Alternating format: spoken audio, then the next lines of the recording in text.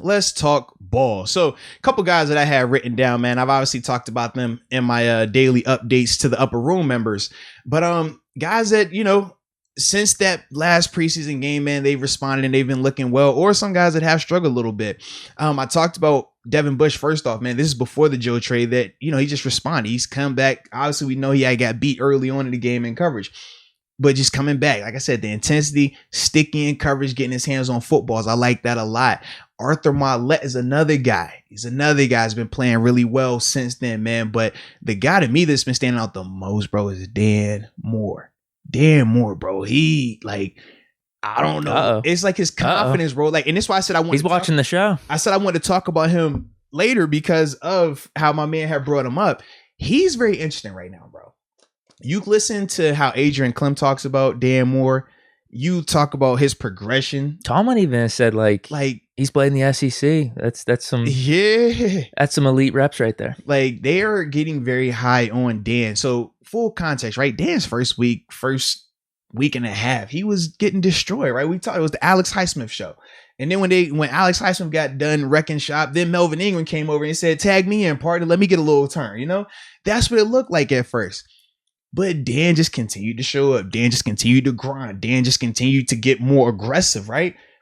And now you're hearing more about it. Now you're seeing more of the physicality, stuff that we wanted to know. Could he do more of? He's showing that a lot more. He's continuing to get in the fights as well in practice. I love it. You know why? Because you're getting under the guy's skin. You start fights in practice because, that extra block at the end. Oh, man, this guy thought he might have won the rep, but he didn't. Your hands are still on him. It doesn't feel good. It makes you get a little bit chippy, especially this far in training camp as well. I like that with Dan, though. I want to see him continuing to be tough like that. I want him to continue to set the tone like that because for a couple of reasons. Number one, it's going to push Chooks Okorafor, right? It's going to make Chooks have to respond because we talk about it, right? A guy might come out and play well, might come out and play bad. Either way, how do you come back? How do you bounce back from that? Now, Chooks' performance this game against Philly maybe left a little bit to be desired out there. Wasn't as bad as some of the other guys do out there with that first group, but, it wasn't the best performance.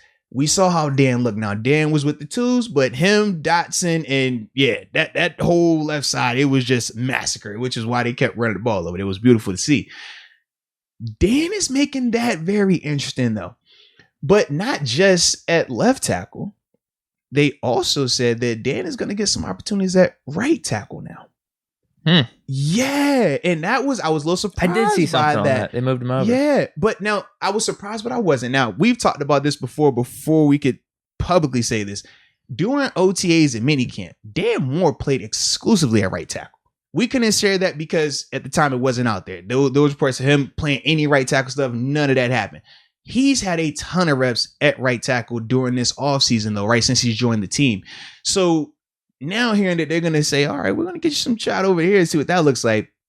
I was slightly confused just because Banner is closer now to being back, like full go every snap, every rep, every single day. Like he's more in that realm. So I was surprised to hear that they would want to have Dan swapping over there now to get some action that way. I thought that they would rather keep him at left tackle to be in competition. Right, to let him keep pushing him with that. But that's a little bit interesting to me right there, man, especially because Chooks wasn't coming off of a crazy good performance, whereas Dan was coming off of a really impressive performance.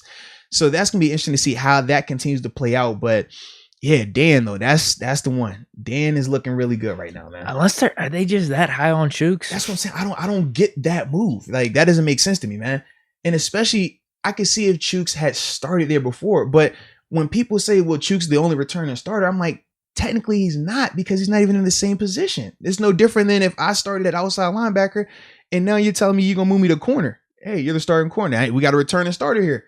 We don't have a returning starter in corner. No, we don't. No. That's not how it works. So with Chooks, I don't understand why you want to take Dan out of that when Dan is being able to really push him and make some legit some legit, like, cover some ground in that race right there. I just don't get that right there, man, at all. I was gonna say, is it a mind game to push Banner, but then all of a sudden now you're not pushing Chooks? Yeah, I'm just like, now Chooks has the spot locked up. He doesn't have to worry about anyone. Look, I would much rather be pushing Chooks than worried about Banner right now, man. Like, if I gotta pick my poison here, yeah.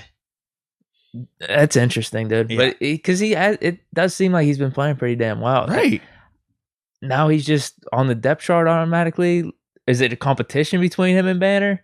Which I never thought would be the case. Well, because technically Banner had already beat out the guy who started, 15 games for us last year in terms of Chooks. He beat him out coming out of camp, just got hurt week 1. Yeah, I don't get that move at all, man. We paid Banner. Yeah, I don't get that at all, bro. Because we paid Banner nice. Like, and not nice in terms of like what right tackles are making, but for what he had done here, we paid him like $4 million a year. Yeah, absolutely. I was surprised. Man. I thought it was going to be back on a 1-year deal, maybe $2 million or something like that. We literally we all say like, whoa, what the heck is this? All right. Now, do you think Dan Moore fits better at right tackle because of his physicality? But I don't know. I'd still rather see him in competition for left. I want him at left tackle, man. Because he's not going to, if Banner's the guy, he's not going to be getting any time at right tackle. And I feel like Banner is like built perfectly for right tackle. Like, I love Banner at right tackle. Now, we'll get a chance to see. Now, I shouldn't say love. I'll say I like it a lot because we haven't seen it in stadium for a full season. But I just like body type, mentality. Like, I think like he fits right tackle really nice. I think Dan, he's already been a left tackle. He looks like he has the feet for it. Like I said, the big question mark was physicality. Can he be physical enough? And that's the same question we have with Chooks. Can you be physical? We know you guys can dance. We know you guys have nice footwork and are really good athletes, but are you physical enough at that position? Dan is showing that he is right now. And that also goes back to Adrian Clement, which is why we talked about him when he first got on, right? People were bashing him, we're down on him. We're just like, yo, chill. We don't know what he's going to like. This guy, he was pivotal in Dotson's success. We know we're high on Dotson. Super high on Dotson. I'm very high on Dotson. We like Dotson a lot, man. But we heard that Adrian was the guy. He was the big part of his development. And now all of that just feels like it's being confirmed when you see Dan Moore struggle early on, but now he's improved. We talked about how Kendrick Green, man, he's been able to hit the ground running. Now, we know he had a little bit of a rocky performance versus Philly, but as a whole, he's been hitting the ground running and being successful. JC Hasnell has been playing well also. Like, when I think, I'm just like, Rashad Coward, he's a prime example as well of a guy that came over, no real expectations, but he's played well. He's done some good things this camp. That's the Adrian Clem right there. That's his impact, and it's good to see that, man. I am happy for that because he did receive a ton of criticism, negative at the beginning of this thing, man. But I'm thinking that people starting to round up a little bit on him. Yeah. Who else we got? Man, a couple guys that another guy that is definitely on the positive report, James Pierre. James Pierre, once again. So the talks about Millette at slot corner then? No. Does it become a Cam Sutton? That slot corner is more if you're looking for a Cam Sutton conversation. James Pierre on that outside, once again, he is still... Dude, I'm sitting here like, I'm watching the practice. I'm just like, bro, again? And you're just like... I'm loving this. He's like, yo, which quarterback do you want? Just coin flip, whoever you want to put out there. He's like, every day. It's nuts, bro. Like, it's nuts. Like, the dude is sticky in coverage, man. But once again, very fundamental. Hand placement, footwork, eyes. And he understands who he should be looking at when he should be looking at them. Man eyes versus zone eyes. I know when I had broke down James Pierre's tape, had a person had asked in terms of, we were talking about, what? You know, he's got his eyes on the receiver right here. This is good. You want him there. And they was like, why would you want to see the quarterback right here? Well, when you're in man coverage, your eyes need to be on your receiver. Because you don't have a guy that's out here that if he bursts out there is going to have your back. You're by yourself, so you can't stare at the quarterback like that. You can look at the quarterback when you're touching that receiver because now you're in position. He's not going to get any separation. If it's zone coverage, right? Cover 4, cover 3. Now it's more big vision. You want to see that quarterback, see his drop, 3-step, 5-step, 7-step. And that's going to tell you how, you know, when you want to break, how aggressive you should be, if you're biting on moves and stuff like that. So that's the thing that James Pierre has a really good grasp on, though. And he's super consistent and disciplined there. And that's why he's always in position from what I've been seeing from him, especially in these practices, man. James Pierre, that's awesome. Dude, James, you called him, man. You were high on him, bro. You were ahead of the room, man. You were ahead of the pack, bro. I wouldn't say that. I saw a highlight on Twitter. I saw a highlight on Twitter where he turned his hips against the Browns in the wild card game. And I said Pierre Allen. It was time. I may have started the name though. I feel like you did. I think I did. For a fact, I don't know if like you did, is it catching steam or no. I don't know. I find myself saying it. So if I find myself, I feel like it's definitely caught steam. Now maybe it's because I'm next to you. I don't know. Right. No one else is saying it, but us too. Even when I post, even like, oh, hey, you got the Pierre. All right, Pierre Island. I went to palm tree and sand every single time, bro. So yeah, I'm all in. I'm with you. Don't give me too much credit. We're on the Pierre train. I hope it doesn't crash because I would have got the flag out we just staked it in there. We're good, man. Now the slot corner though, then. Yeah. Maybe we should be seeing more reps of Cam Sutton there. Right. Now, guys that we need to see more from. Now, not necessarily practicing bad, but availability. Antoine Brooks. Yeah. Since 2 weeks ago, I said he had the spot locked up. Like, and this is why we talk in training camp. We say, like, man, just because a guy plays well, he's going through a time where he's balling out, you gotta keep it going. I mean, Antoine Brooks literally went from probably being able to be the opening day starter to you might legitimately be in a roster spot right now, a roster battle right now for your job. Like, not even for it to be a starter, just to still be up here because you haven't been available. That's very disheartening with Antoine Brooks, man. I really want to see him get back out there, man, because we thought that, he was turning the corner, was definitely showing some positivity, but you cannot miss this much time. Like, this is a ton of time that he's been out. So he's definitely the first one. The next one, Benny Snell. Now he's getting close. He's close. Now, what I mean by close is practice is going on. Offense is running the play. He's probably like 10, 15 yards back, going through the motions, simulating what they're doing, right? If it's a run to the right, he's taking the handoff, boom, boom, boom, going through it. So you can see he's on the cusp of it, but he's a guy that he has to get back out there. Like, you can't miss anymore for him, man. Not at all. I mean, and even if he comes back, it's still up in the air right now if he's going to be able to make it. But he got lucky. Balaj was out last game. Right. But Balaj he'll be back. So is he back this week? He'll be back. So Benny gonna need to step that up. Okay. Either way, Benny got to come back. Benny got to be back out there, man. Yeah.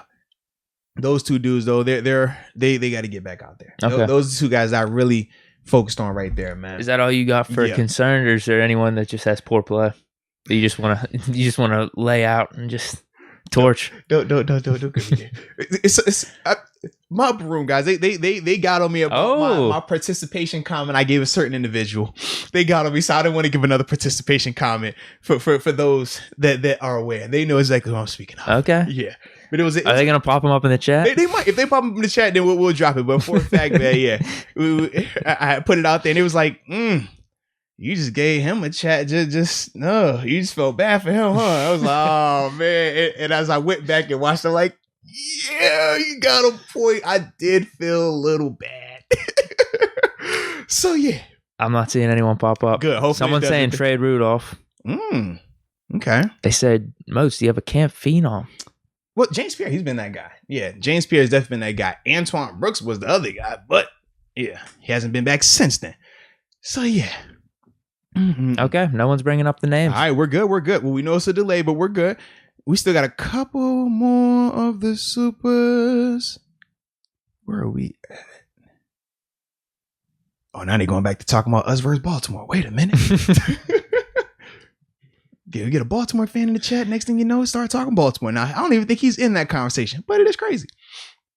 What about Trey Turner? Someone brought up Trey Turner. Yeah, so with Trey, man, from what I've seen, still been playing well, but for him, he was off these past couple of days. Yeah, coach he said it was him and it was another guy. He said, Trey was out with veteran day off, and then Kendrick Green, he's been excused, but we haven't seen him since that Philly game either. Okay. But Coach Simon said his was personal issues. Obviously we don't know injuries or not, just because coach doesn't have to like reveal that stuff right now, but he did say he was excused for personal reasons. We just haven't seen him out there obviously since the game. But Trey has gotten vet days off, so that's why there's no update on him, and that's the situation with Kendrick Green right now. Okay. So now in terms of camp talk, someone's saying any updates on Edmonds? Which Edmonds? Because I tell you, with Trey Edmonds, even going into that Eagles game, they were doing some of the stuff where they were using him as that fullback, kind of similar to what the Derek Watt role was in practice, where I said, man, Derek Watt has been getting passes downfield. It's been wacky. You're watching, you're like, bro, is that Derek Watt that just caught that? What the heck am I looking at? Trey, they're using him similar. All right. He's getting some of those same type of looks as well, man. And he has performed well in practice. All right. He definitely has. In terms of Terrell Edmonds, Terrell in practice, it looks great. It's Terrell Edmonds in practice. You know what I mean? Like, it's supposed to look like that. He's gauged in the game. He's gauged in season. Like, that's how we view him. Similar with Ben, similar with TJ, similar with Minka. Like, those guys, man, when you watch them in practice, they practice like professional. They look like starters in the NFL. So what that means is in practice, if they take 50 snaps, they should only probably have 1 or 2 minuses throughout the day. And that's what Edmonds looks like. I mean, So he's progressing. He's good. Even though we already talked about it, don't put no more negativity on my man than he needs. All right, he gonna have that already there. But Pharisee saying Trey is not in Madden 22, and I agree with him. They don't have a card for him. I'm kind of disappointed. Trey Turner. I'm kind of disappointed right now. Ooh. He got snubbed. That is interesting. They're gonna have to whenever they update the game or something. We got something a little more specific though here. What you got? Someone that's been to training camp /practice has the receivers and tight ends have better practices yesterday than Saturday. I saw a lot of drop passes. For a fact, it was a ton of drops. Not Deontay. No, please, no. He's been doing so good. This is why we don't talk drops. Because I don't want to as soon as you say, well, this guy had a drop, this preseason, he's caught everything. Right. And then if we say, this tight he had it, you're like, oh. So, the drops were definitely a lot more seen the other day, but yesterday it was the reverse. Yesterday, the running backs, tight ends, they got after the linebackers a little bit. They definitely were getting after him, man. But as we said, we chalked that up to just the moment. It's a lot of excitement going on with those inside linebackers. They trying to find their identities, new roles. It's a ton going on with those guys in there right now.